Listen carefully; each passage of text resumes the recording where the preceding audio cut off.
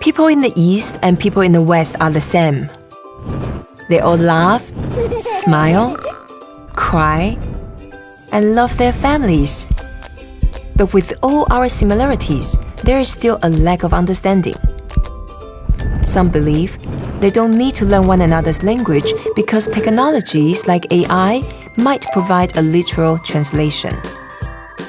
This might be true, but we will only achieve cultural appreciation and meaningful connection when we can speak to each other.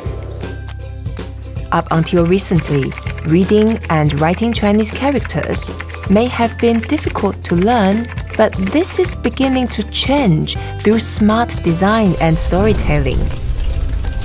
This is more important than ever because our future depends on our ability to bring the East and the West together in a peaceful and productive relationship, build on meaningful appreciation and empathy.